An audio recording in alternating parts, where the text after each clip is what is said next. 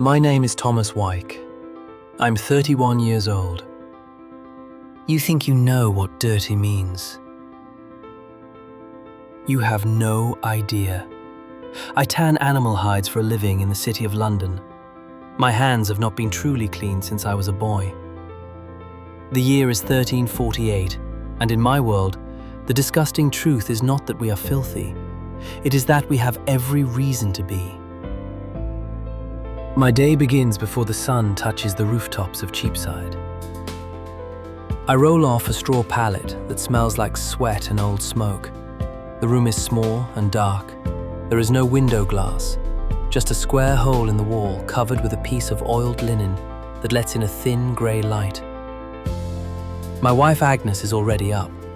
She has been feeding the fire since before dawn, because if the fire goes out, everything stops. Cooking stops, warmth stops, and in a tanner's house, the stench that the smoke keeps pressed down rushes back up like a living thing. I work at the tanning pits on Thames Street, near the river. If you've never smelled a tannery, count yourself blessed.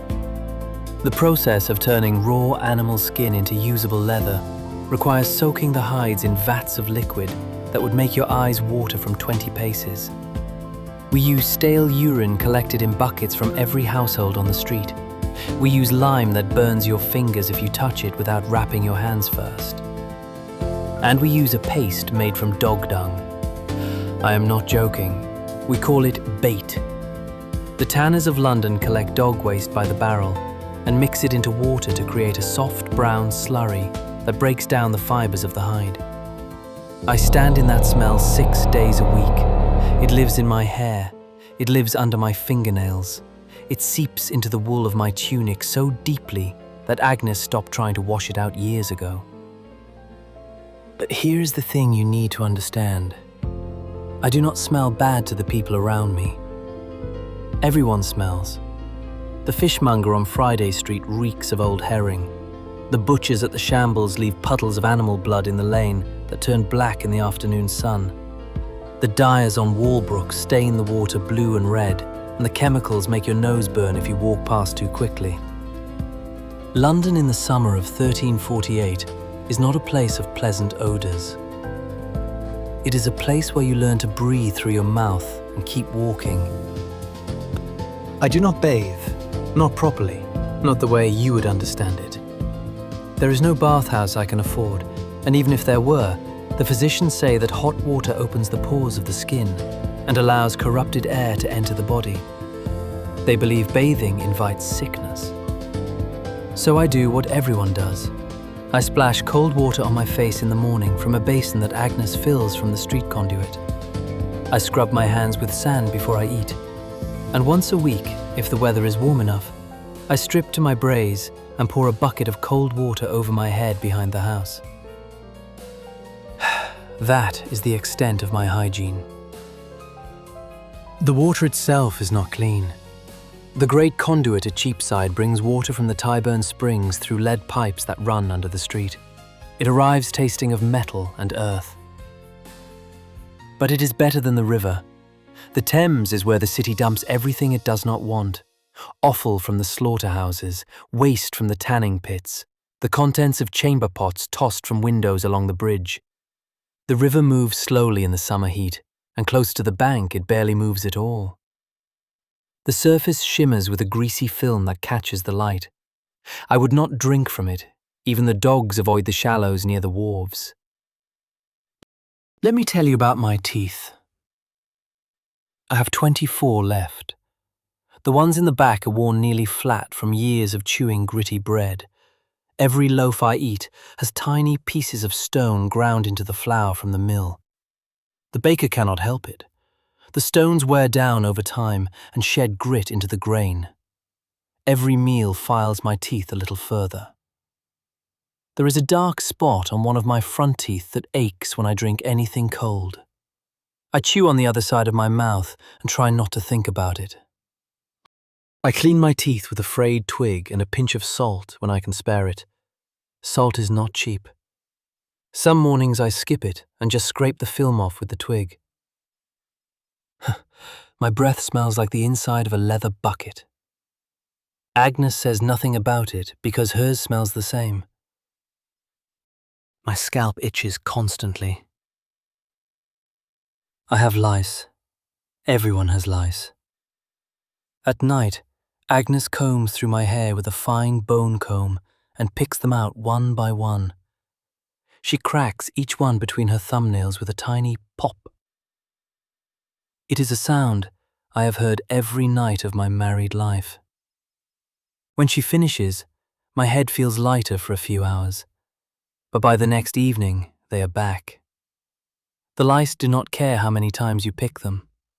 They live in the seams of your hood, in the fibers of your pillow, and in the hair of every person you stand near in the market. You cannot escape them. You can only manage them. The fleas are harder to manage. They nest in the straw of the bed and in the rushes that cover the floor. Every morning I wake up with a constellation of red bites across my ankles and wrists. The bites swell and itch for days. I scratch them open without thinking, and the open scratches attract flies. The flies have been on the dung heap, on the dead rat behind the woodpile, and now they are on my broken skin. Sometimes the scratches heal, sometimes they do not. There is a man 2 doors down from us named William who scratched a flea bite on his shin last month. The scratch turned red, then angry, then hot to the touch. A dark line crept up his calf like a root growing under the skin. The barber surgeon lanced it with a blade he had used 3 times already that day without washing. William screamed loud enough that the children on the street stopped playing. The wound drained something green. William lived, but he walks with a limp now and the shin is still swollen. That is medicine in 1348. The streets of London are narrow enough in Cheapside that 2 men cannot walk abreast without one stepping into the central gutter. The gutter is where everything ends up. Kitchen scraps, animal bones, the contents of chamber pots dumped from upper floors with a shout of warning that comes half a second too late. You learn to walk close to the walls and look up before you step out of a doorway. The cry is supposed to be something like "Gardez l'eau," which is French for "watch the water." But by 1348, it has been shortened to something that sounds more like a grunt than a warning. Pigs roam free through the lanes. They are the only sanitation system the city has. They eat whatever falls into the gutters, rotting vegetables, fish heads, things I will not describe while you are eating. The pigs grow fat on London's waste, and in return, they keep the worst of it from piling so high that you cannot walk. It is an arrangement that benefits no one fully and disgusts everyone equally. At Aldgate Market, I buy bread and onions for the week. The bread sits uncovered on a wooden board, crawling with flies. The baker waves them off with a cloth and hands me the loaf. I do not inspect it closely. What would be the point? I tuck it under my arm and walk back through streets that run with mud and worse. The mud in London is not clean earth. It is a paste of horse dung, dog waste, kitchen slops and rainwater, all ground together under the feet of 10,000 people and the wheels of 100 carts. London Bridge is the strangest place in the city. It is a street built on top of a bridge. There are shops and houses lining both sides, 4 and 5 stories tall, leaning so far toward each other that the upper floors nearly touch. The light barely reaches the roadway below. The latrines on the bridge empty directly into the Thames through wooden chutes. You can hear the splash if the tide is low.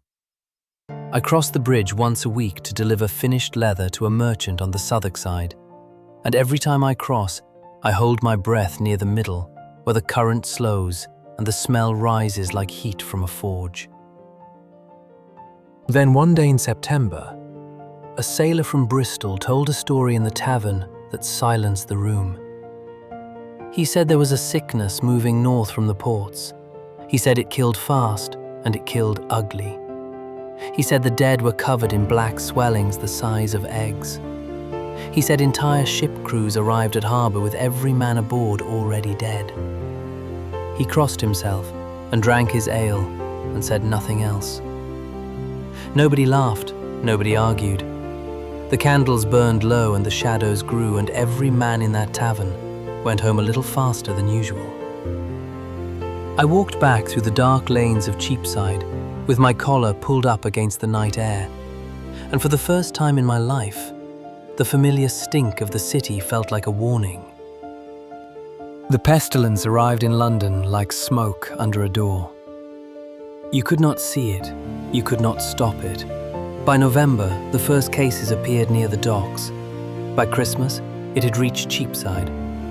My neighbour, Robert, a cordwainer who made shoes, woke up one morning with a fever and a swelling under his arm the colour of a bruise. He was dead in 3 days. His wife wrapped his body in linen, and the parish burial team carried him to the pit at East Smithfield. East Smithfield was where the city put the dead when the churchyards ran out of room. I walked past it once. Long trenches dug into the clay, lined with rows of wrapped figures stacked 5 deep.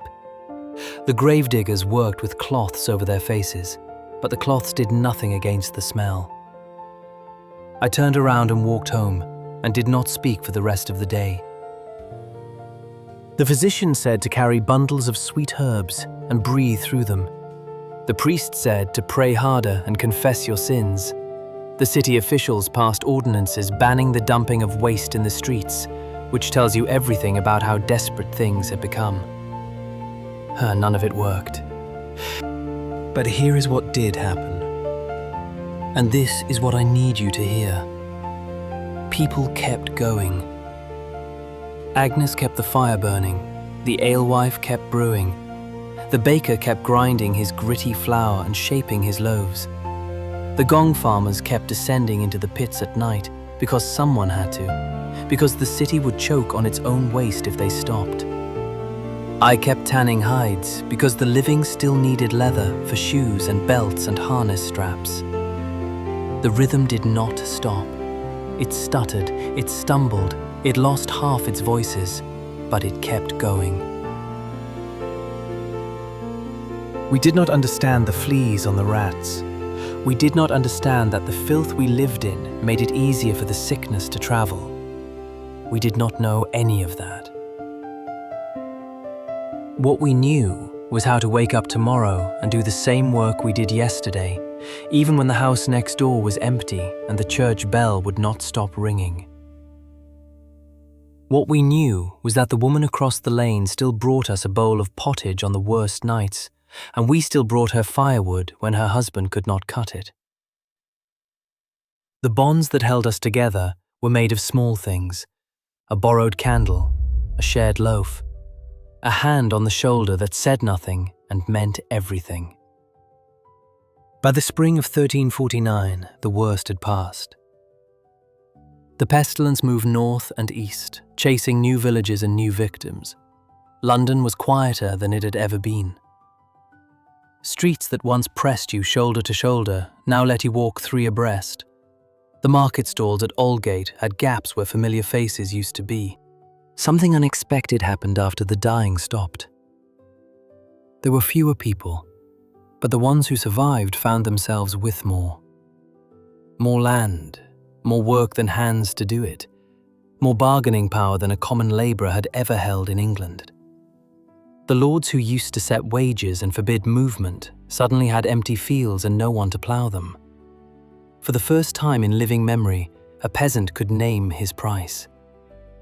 A tanner could walk to a new town and find work within a day because every town had lost its craftsmen.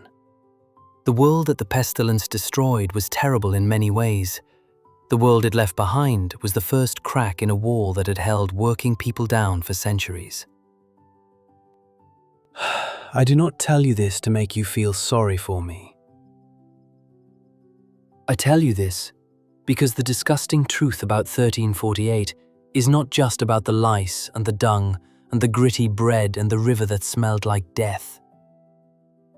The disgusting truth is that we lived in it, we endured it, and when the worst thing imaginable came, we did not sit down and wait to die. We buried our neighbors. We comforted our children. We woke up every morning and put our feet on the filthy floor and walked out into a world that was trying to kill us, and we kept going. My name is Thomas Wyke. I am 31 years old. I tan hides in Cheapside. My hands are stained brown, my hair is full of lice, and my clothes smell like something you could not imagine. And I am still here. If that story changed how you see the people who came before you, hit subscribe so you do not miss the next one. Leave a like if you think Thomas earned it. And tell me in the comments which moment in history you want to live through someone else's eyes. I will take you there. I promise.